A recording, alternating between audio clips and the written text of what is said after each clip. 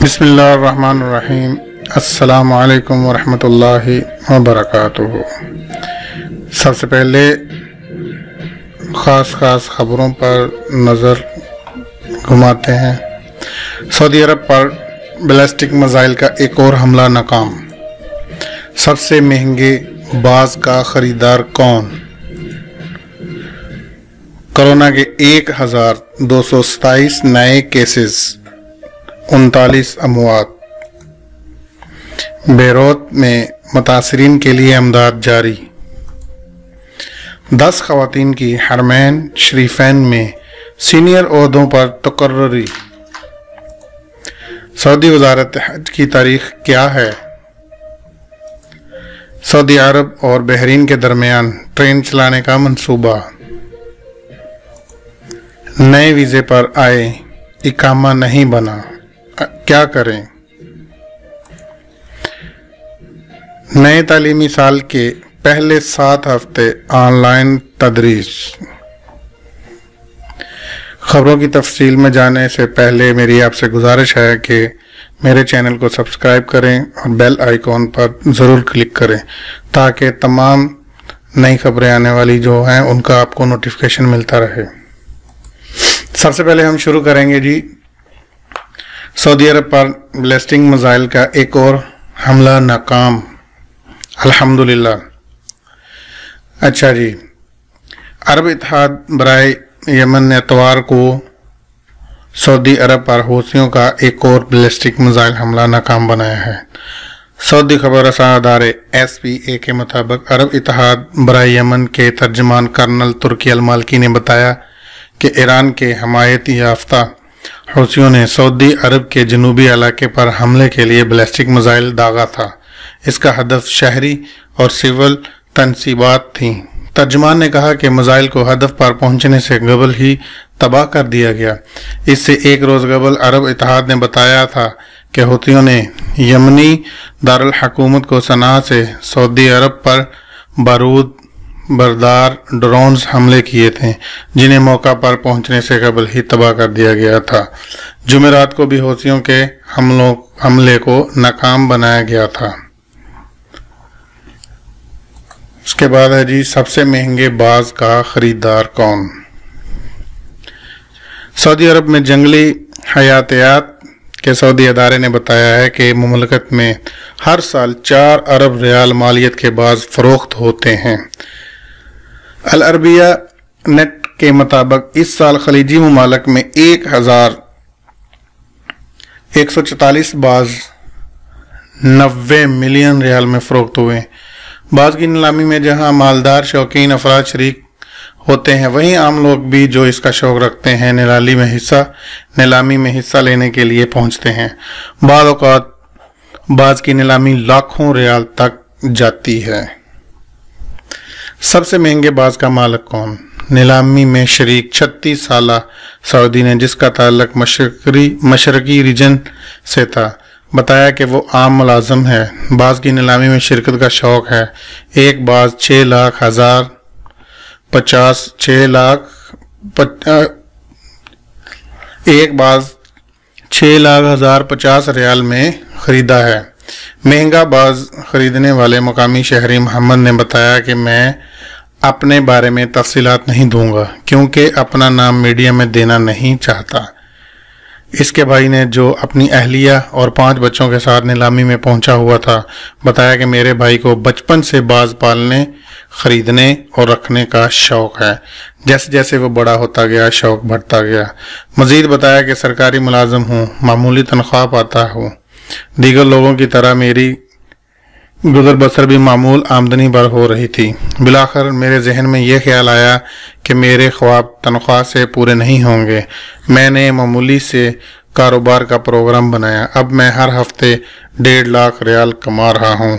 واضح رہے کہ سینکڑوں سعودی باز کے شوقین ہیں۔ مملکت میں باز کی نمائشیں اور نیلامیاں ہوتی ہیں۔ کورونا کی 1227 نئے کیسز، 39 اموات۔ سعودی عرب میں اتوار 16 اگست کو کورونا کے 1227 नए केसेस सामने आए हैं। मुतासरीन की तादाद 2,98,542 हो गई है। सबक न्यूज़ ने वजारत सेहत की जानिब से जारी अहदाद व शमार के हवाले से बताया कि गुज़िश्ता 24 घंटों के दौरान 39 अफराद हलाक हुए। मजमूई हलाकतों की तादाद 3,408 हो गई। अतवार को सेहत याब होने वाले अफराद की तादाद 2,446 रही। सेहत याब होने वाले बढ़कर 2,66,953 हो गई है।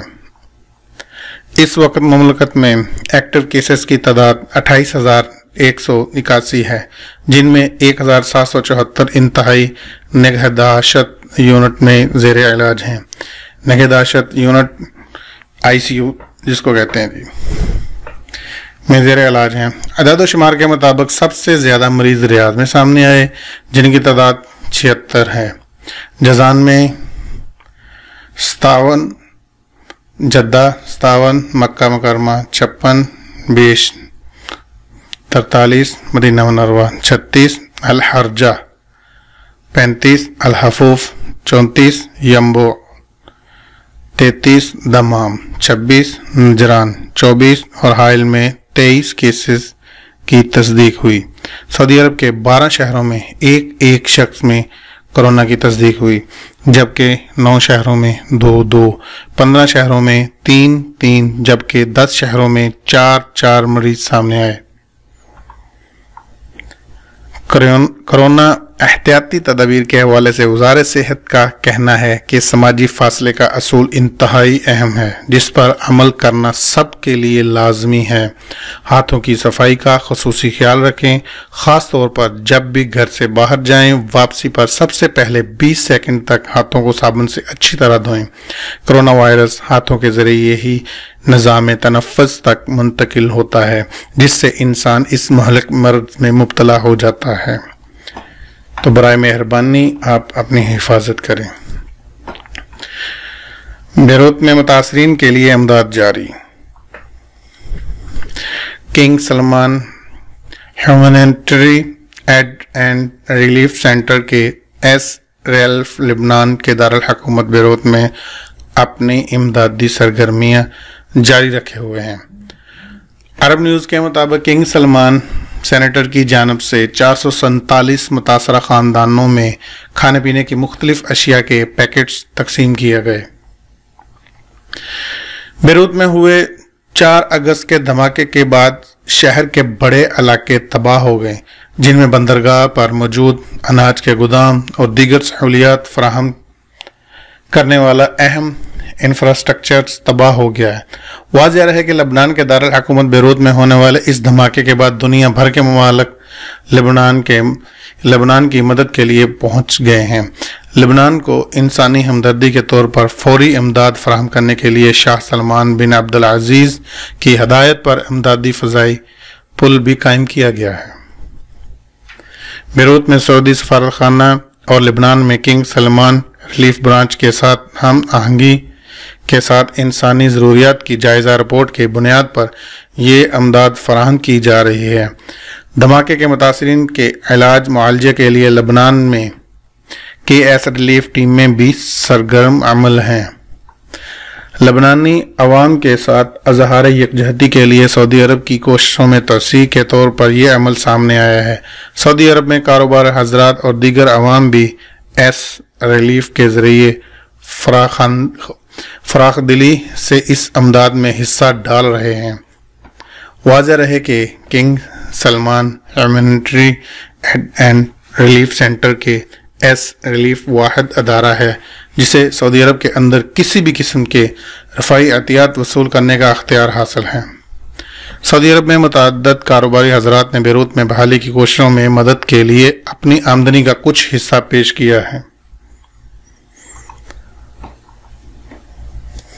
अच्छा जी, 10 ख़वातीन की हरमैन शरीफैन में सेनेटर ओहदों पर तकर्री। सऊदी ख़वातीन की मौजूदगी से अहले खिदमत को यकीनी बनाया जाएगा। हरमैन शरीफैन के अमूर के जनरल پریزیڈنٹس کی اتھارٹی نے 10 خواتین کا سینیٹر عہدوں پر تقرر کیا ہے۔ سعودی خبررساں ادارے واس کے مطابق تقرریوں کا اعلان کرتے ہوئے جنرل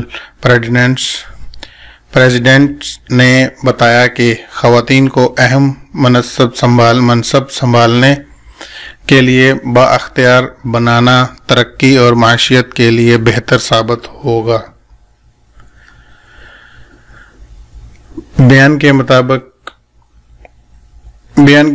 یہ تقرریاں جنرل پریزیڈنٹ کی دانشمندانہ قیادت کی جانب سے تخلیقی صلاحیتوں اور معیار کے اعلیٰ اصولوں کے تحت کی گئی ہیں۔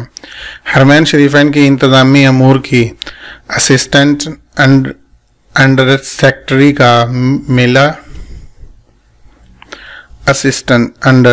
سیکرٹری کاملہ الدادی نے عرب نیوز کو بتایا کہ ان تقرریوں میں حرمین شریفین کے لیے کئی شعبوں کا احاطہ کیا گیا ہے۔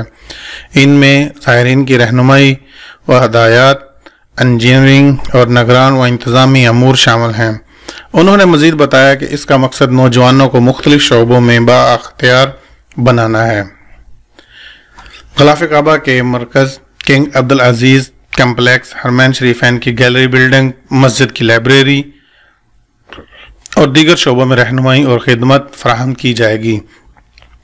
کنگ عبدالعزیز کمپلیکس غلاف کعبہ کی تیاری کے مرکز میں نائب صدر عبدالحمید المالکی اور میوزیم و حرمین امور کے اسسٹنٹ انڈر سیکرٹری نے بتایا کہ مکہ اور مدینہ میں آنے والے زائرین میں تقریباً نصف تعداد خواتین کی ہوتی ہے، جس کے بعد یہاں سعودی خواتین کی تقرری اور موجودگی سے اعلیٰ خدمات کو یقینی بنایا جائے گا۔ انہوں نے مزید بتایا کہ جنرل پریزیڈنٹ کی جانب سے ہر عمر کے مرد اور خواتین کو ہر شعبے میں بااختیار بنانے کے لیے خصوصی توجہ دی جا رہی ہے۔ المالکی نے بتایا کہ خواتین اپنے ان ذمہ داریوں سے مملکت کی ترقی میں اہم کردار ادا کریں گی، جو کہ سعودی عرب کے ویژن 2030 کے پروگرام کا حصہ ہے۔ سعودی وزارت حج کی تاریخ کیا ہے؟ اردو نیوز کے مطابق سعودی وزارت حج و عمرہ کی شروعات سنہ 1945 میں ہوئی تھی۔ اس کے قیام کا فرمان بانی مملکت شاہ عبدالعزیز آل سعود نے جاری کیا تھا۔ ابتدا میں اس کا نام جنرل ڈائریکٹریٹ حج امور تھا اور پہلے سربراہ شیخ صالح آل شیخ تھے۔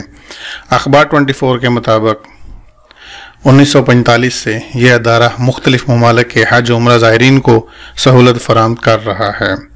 شیخ صالح آل شیخ 9 برس تک ادارے کے سربراہ رہے، پھر جنرل ڈائریکٹریٹ حج امور کا نام الحج الحرمین ڈائریکٹریٹ کر دیا گیا۔ اس کے بعد اسے اسلامی اوقاف اور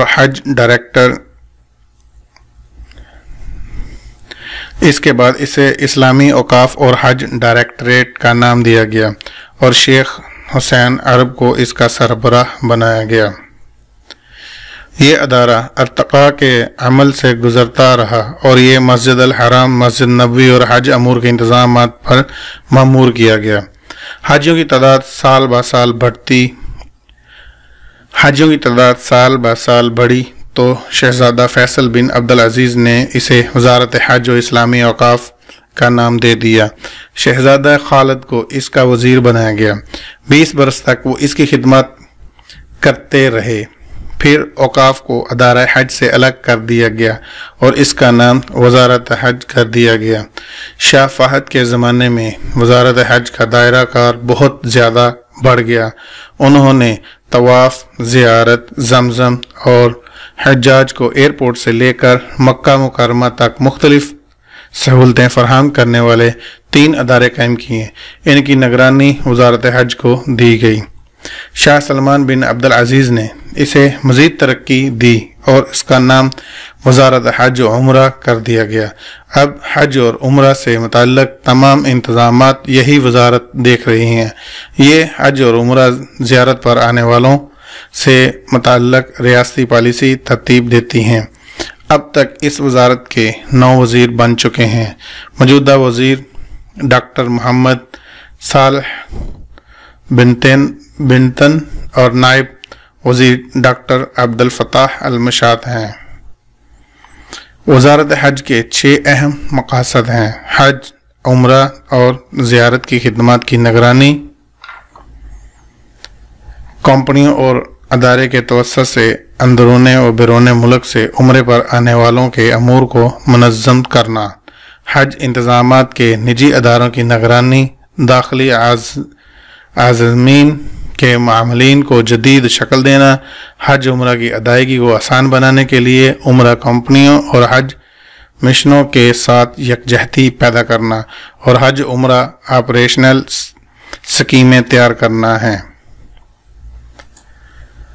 سعودی عرب اور بحرین کے درمیان ٹرین چلانے کا منصوبہ۔ سروے کا اہتمام شاہ فہد پل کے ادارے کی جانب سے کیا گیا ہے۔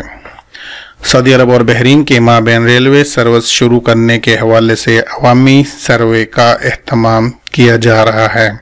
سروے کا اہتمام دونوں ممالک کے سرحد پار واقع شاہ فہد پل کے ادارے کی جانب سے کیا گیا ہے۔ ادارے کی جانب سے کہا گیا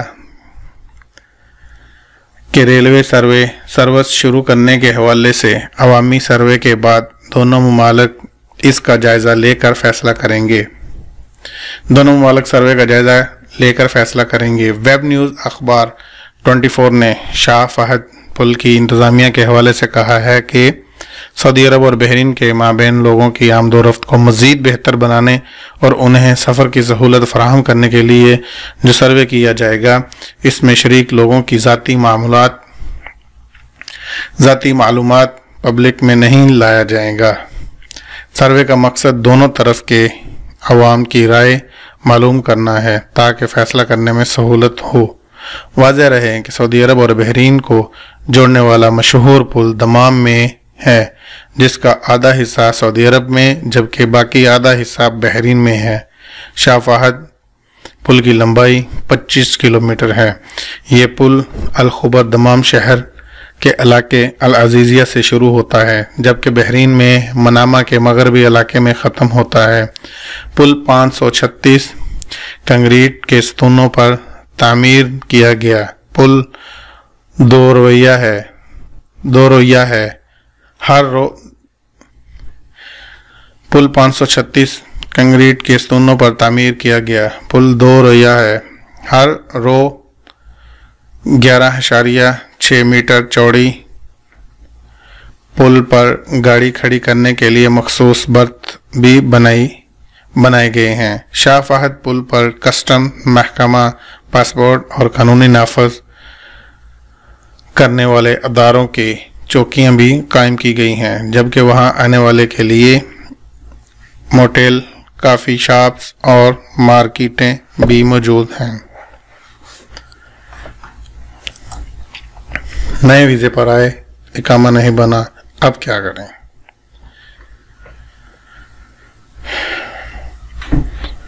سعودی عرب میں کرونا وائرس کے پھیلاؤ کو روکنے کے لیے نافذ لاک ڈاؤن کے خاتمے کے بعد حالات بتدریج معمول پر آ رہے ہیں۔ تاہم بین الاقوامی پروازوں کی بحالی کے حوالے سے اب تک کوئی سرکاری اعلان نہیں کیا گیا۔ یاد رہے کہ ایویشن ذرائع کا کہنا ہے کہ جیسے ہی حکام کی جانب سے اس بارے میں احکامات جاری ہوں گے مطلع کر دیا جائے گا۔ قارئین نے اپنی مشکلات اور مسائل کے حوالے سے مزید سوالات بھیجے ہیں۔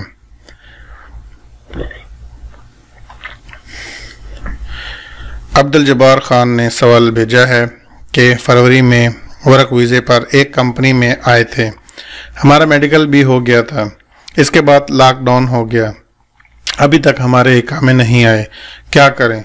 جواب: بیرون مملکت سے نئے ویزوں پر آنے والوں کے لیے 3 ماہ کی تجرباتی مدت ہوتی ہے۔ اس دوران اگر آجر و اجیر کی مرضی ہوتی ہے کہ وہ اگر چاہیں تو معاہدے کو کینسل کر دیں یا جاری رکھیں۔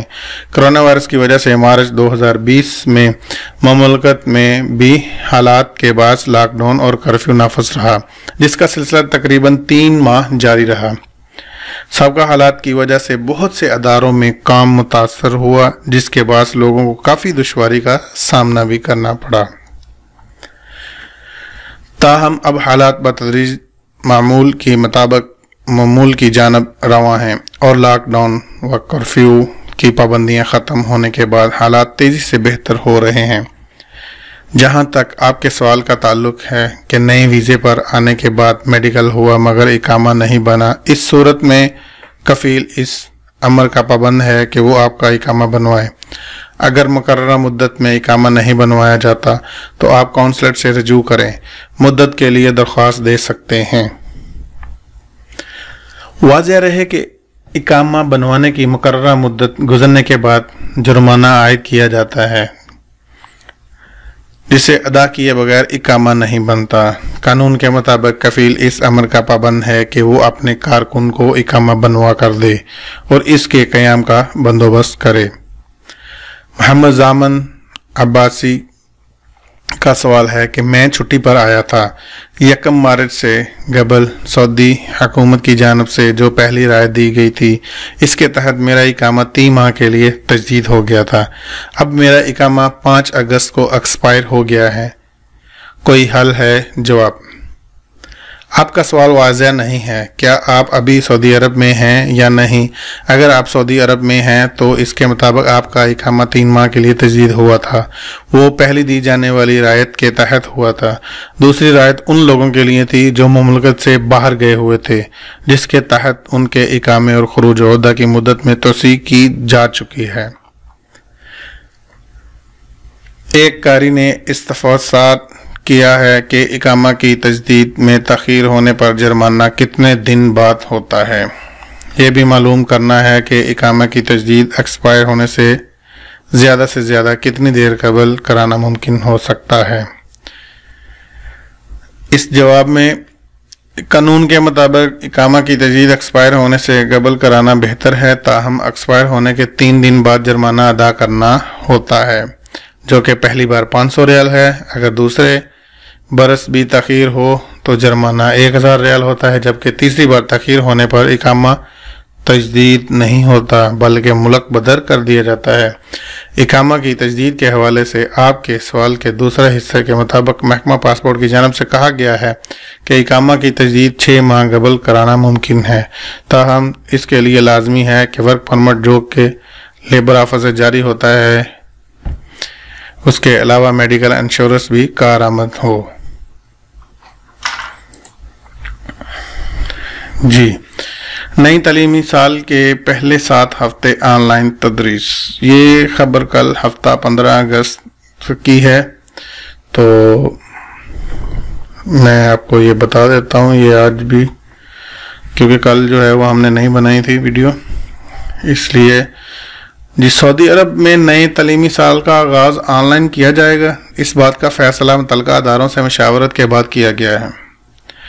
سعودی وزیر تعلیم ڈاکٹر حامد بن محمد آل شیخ نے بتایا کہ نئے تعلیمی سال کے لیے کورونا وائرس سے بچاؤ کے لیے مختلف وزارتوں سے مشاورت کے بعد یہ فیصلہ کیا گیا ہے کہ تمام تعلیمی اداروں میں نئے سال کا آغاز آن لائن کیا جائے گا۔ وزیر تعلیم کی جانب سے جاری ویڈیو پیغام میں مزید کہا گیا ہے کہ نئے تعلیمی سال کے پہلے 7 ہفتے آن لائن ہوں گے۔ بعد ازاں حالات کا جائزہ لے کر اور متعلقہ وزارتوں کے مشورے سے سکول کھولنے کے بارے میں فیصلہ کیا جائے گا۔ انہوں نے کہا کہ جامعات اور ٹیکنیکل سکولوں کے طلباء جنہیں اپنے کورسز کے لیے عملی نصاب کی ضرورت ہوگی استثنا دیا جائے گا۔ عملی نصاب جو کہ کچھ پریکٹیکل وغیرہ جو ہوتا ہے اس کو کہتے ہیں، تو اس کو اگر ضرورت پڑی تو ان کو استثنا دیا جائے گا تاکہ وہ جا کر وہ اپنا پریکٹیکل وہاں پہ کر سکیں، کیونکہ وہ گھروں میں آن لائن تو کر نہیں سکتے۔ اس لیے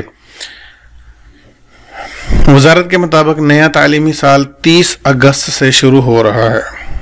سعودی وزیر تعلیم کرونا وائرس کے بعد سے خود آن لائن تدریس کے انتظام کی نگرانی کر رہے ہیں۔ یاد رہے کہ کرونا وائرس کا پھیلاؤ روکنے کے لیے سعودی عرب میں 9 مارچ سے تعلیمی ادارے بند کر دیے گئے تھے اور آن لائن تدریس کا سلسلہ شروع کیا گیا تھا۔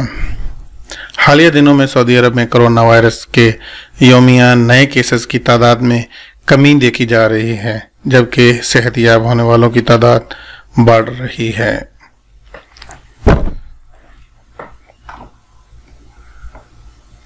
آپ کے قیمتی وقت کا بہت بہت شکریہ، آپ نے میری خبریں سنی۔ اللہ تعالیٰ آپ کو اپنے حفظ و امان میں رکھے، آمین ثم آمین۔